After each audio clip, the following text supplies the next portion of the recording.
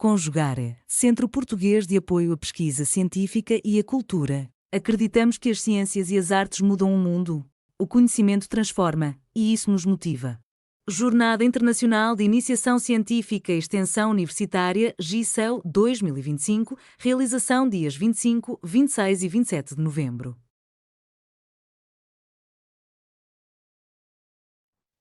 Olá, meu nome é Isabela Costa de Sá, sou graduanda em Ciências Sociais pela Universidade Federal de Mato Grosso do Sul e participo do grupo de pesquisa em Gênero, Sexualidade e Diferenças, o Impróprias.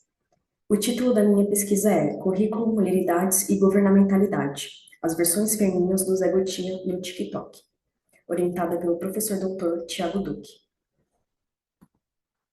Bom, o objetivo da pesquisa foi analisar a produção currículo-pedagógica das mulheridades em artefatos midiáticos que envolvem Zé Gotinha e suas versões governamentais femininas pós-Covid-19.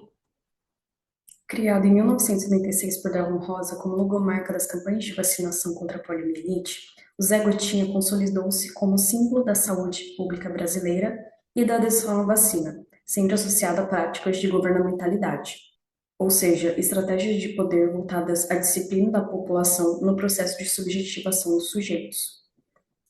Nesse aspecto, o currículo emerge como um mecanismo da governamentalidade, por regular e produzir saberes, identidades, subjetividades e modos de estar no mundo, para além dos espaços formais de ensino-aprendizagem. Por que analisar esses artefatos?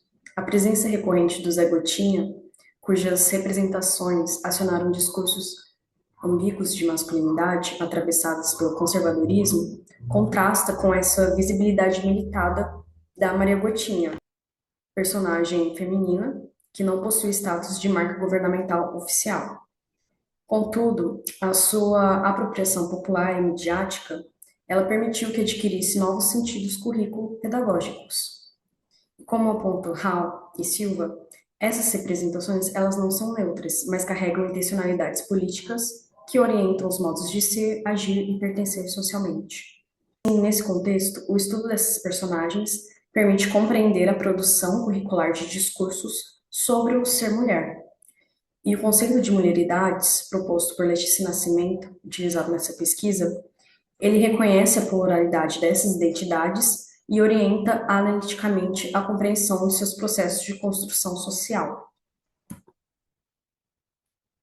Metodologicamente, adotamos uma abordagem qualitativa alinhada ao direcionamento teórico pós-crítico em educação. A nossa fundamentação teórica se deu por meio dos estudos culturais e também da teoria queer. No campo de pesquisa, utilizamos a etnografia online e a perambulação etnográfica, acessando os ambientes digitais com uma conta exclusivamente criada para este fim. A perambulação etnográfica ela consiste em ser levada pelo fluxo dos algoritmos em diferentes plataformas.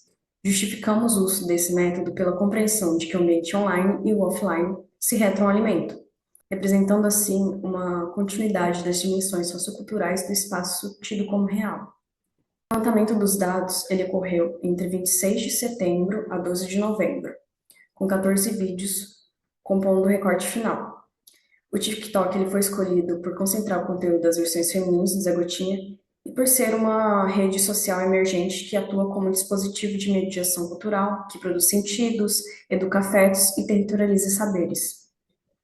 Nessa imagem, há um exemplo do fichamento dos vídeos, com a recepção, curtidas, comentários, a data de acesso, o tempo em minutos e segundos, e a transcrição das falas.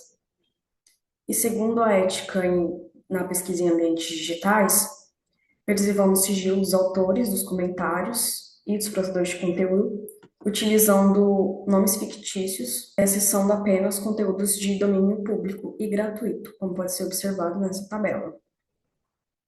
Os resultados encontrados apontam que ao longo dos anos foram observadas diferentes versões femininas governamentais relacionadas ao Zé Gotinha. Em 1994, Darlan Rosa ele criou mãe, pai, irmão e irmã para representar os cuidados maternos infantis. Já em 2021, no governo Bolsonaro, ele criou a família Zé Gotinha com esposa, filho e avós. Sob uma ótica neoliberal, a mensagem presente nas campanhas Enfatizou o cuidado e a proteção da família, da renda e do Brasil. Observa-se, então, que essas versões, elas operaram numa lógica hegemônica, reforçando uma ideia tradicional dos papéis de gênero. Já em 2023, o governo da Bahia lançou a mascote Maria Gotinha Preta, com o intuito de criar representatividade a uma parcela significativa da população baiana, as mulheres e o povo negro. No entanto, a recepção da Maria Gotinha Preta, ela foi marcada por críticas e ironias no TikTok. Dessa forma, ela pode ser entendida como um dispositivo pedagógico da mídia, que aciona discurso sobre o lugar das minoridades negras nas políticas públicas. Ela ensina e tensiona significados. E no TikTok, a sua presença, ela subverte essa lógica anterior através da racialidade. A recepção nessa plataforma, ela evidencia ambivalências da representatividade em um contexto de desigualdade. Como pode ser observado nessa imagem do campo, o escárnio ele atua como um recurso central na disputa de sentidos. Linha de comentários, minha quinta série está explodindo aqui, e a resposta, quinta série, o racismo, eles evidenciam essa estrutura do humor que opera em uma dinâmica de degradação racial, semelhantemente ao que Moreira define como racismo recreativo, ou seja, um projeto de dominação que procura promover a reprodução de relações assimétricas de poder entre grupos raciais por meio de uma política cultural baseada na utilização do humor como expressão e encobrimento da hostilidade racial. Entretanto, a recepção no campo ela tensiona essa definição, uma vez que a hostilidade racial é implementada de modo mais explícito. Então, nessa cena, não há uma hierarquia fixa de opressão, mas uma disputa de sentidos. E sob a perspectiva pós-crítica, o racismo recreativo pode ser lido não apenas como uma reprodução de assimetrias, mas como uma pedagogia cultural em que o escárnio atua como um mecanismo de visibilidade em um campo de disputa que simultaneamente banaliza e expõe o racismo. Essa rede de significações acionada pela audiência, ela inverte o signo de salvação da gotinha, como pode ser observado nesse comentário, que afirma a gotinha preta é a vacina estragada, ou que a gotinha que salvaria agora mata, o que implica que a representação negra carrega um viés de ameaça e morte. A recepção também demonstra o esvaziamento da pauta de representatividade, sintetizado na frase: esse negócio de representatividade às vezes passa do limite. Para a parte da audiência e de alguns dos produtores de conteúdo, a Maria Gotinha ela apresentaria uma referência ao blackface. Ainda que currículo pedagogicamente a Maria Gotinha Preta não apresente elementos que indiquem essa intencionalidade de blackface, essa recepção ela evidencia como esse repertório globalizado é acionado para significar a experiência de ofensa racial. Isso tudo nos demonstra que a representação ela é um processo dinâmico de construção de sentidos, sem necessariamente ser sinônimo de inclusão ou empoderamento, pois ela se apresenta como um campo de disputa na qual as sujeitas ou sujeitos podem aceitar, rejeitar ou reinterpretar signos destinados à sua representatividade. O campo relacionado à Maria Gotinha Preta revela-se intensamente politizado, evidenciando mecanismos de poder que buscam disciplinar as pautas de diferença por meio de uma retórica conservadora. O termo lacração, ele aparece de forma recorrente nesses discursos, sendo mobilizado como instrumento de ridicularização das políticas de inclusão que a audiência percebe como mal-sucedidas ou ineficazes. Exemplos de comentários como o do Paulo: isso daí é perder tempo com lacração. Ou a lacração é tanta que a Maria Gotinha tem olhos azuis. Nunca foi lutar pelos negros, é pura lacração. Eles ilustram esse processo. Miscouce define o termo lacrar nas redes sociais como uma prática discursiva voltada a encerrar o debate com uma declaração de efeito, geralmente orientada pela demonstração de superioridade moral ou política, funcionando, portanto, como estratégia na disputa por visibilidade. A crítica à lacração estrutura-se assim em uma desconfiança frente às iniciativas de representatividade simbólica, quando essas não se articulam a transformações estruturais e materiais. Em diálogo com Foucault e o conceito de governamentalidade, pode-se compreender a produção da Maria Gotinha como parte de uma lógica de gestão da população e de produção de sujeitos por meio da cultura e da comunicação. pois ainda que concebida como um instrumento de inclusão, a imagem da personagem, ela opera como tecnologia de poder capaz de disciplinar e organizar percepções sobre raça, vacinação e representação social. E esse campo discursivo em torno da personagem, ele intensifica com a incorporação de ataques diretos à esquerda partidária e particularmente ao Partido dos Trabalhadores, o PT. A audiência ela mobiliza a imagem da Maria Gotinha Preta para reforçar a patologização das diferenças entendidas como distorções de uma suposta ordem moral e natural. E nesse processo, a personagem ela é rotulada de forma depreciativa por meio da acumulação de marcadores sociais. Maria Gotinha é negra, trans e pobre, cadastrada no Bolsa Família.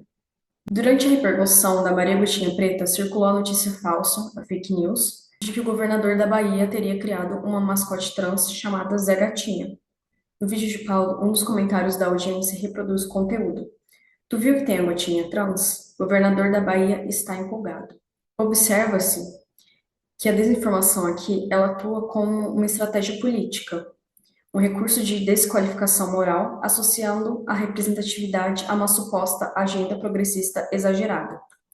Um dos produtores de conteúdo, o Sérgio, mesmo reconhecendo que a Zé Gatinha é fake, ela utiliza o conteúdo para descrédito da pauta LGBTQIAPN+.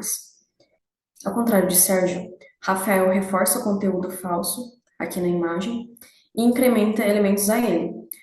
Esse artefato, ele mostra a imagem da Zé Gatinha, e na descrição da publicação, lê-se: Governo da Bahia convoca para vacinação no seu estado o mascote Zé Gatinha. Pelo visto, a mesma leva a injeção dentro do short. A narração nesse vídeo, ela conta com uma trilha sonora que reforça esse tom de escárnio com risadas de fundo, enquanto o narrador diz: Jerônimo Rodrigues, do PT, apresenta Zé Gatinha. E a legenda aqui na imagem mostra: tamanho da injeção. Olhe que ela já está com a vacina pronta para aplicar nos pacientes. Pode-se observar também que aqui, nesse artefato, a Zé Gatinha está fazendo o símbolo do L, reforçando que há esse viés político. Dessa forma, a desinformação aqui ela é compreendida para além da oposição verdade ou mentira. Isso implica que ela pode ser entendida como um conjunto de iniciativas anticientíficas de comunicação, utilizada por grupos que fazem uso de diferentes táticas, com o objetivo de conquistar ou influenciar a opinião pública. No campo, enquanto estratégia de comunicação, ela busca deslegitimar políticas de inclusão ao rotulá-las como parte de uma agenda ideológica ou lacração, como visto anteriormente. Assim, esse tipo de conteúdo, ele explora a desconfiança e o ressentimento moral também, como estratégias que se mobilizam contra pautas progressistas. Considerações finais. Os artefatos, eles ensinam modos de ser a partir das mulheridades da Maria Gotinha e pedagogicamente combinam recursos audiovisuais com estratégias de endereçamento que exploram o plano técnico e discursivo, como o tom da pessoalidade e inserção de notícias ao fundo da tela, para ensinar o currículo da representatividade.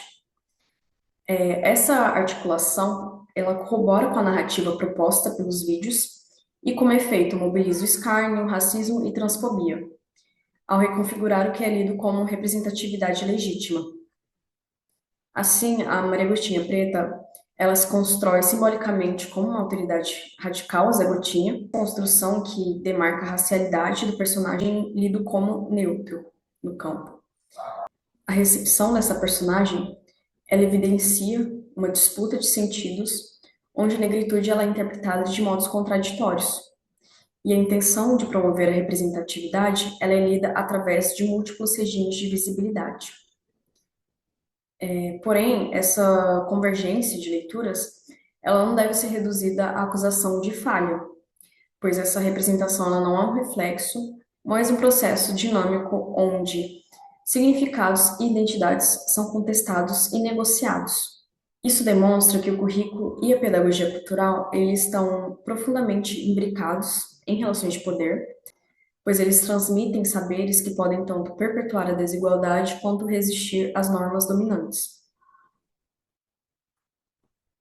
Essas são algumas das minhas referências. Obrigada pela atenção. Realização, Conjugare, Centro Português de Apoio à Pesquisa Científica e à Cultura. Apoio, Editora Cravo.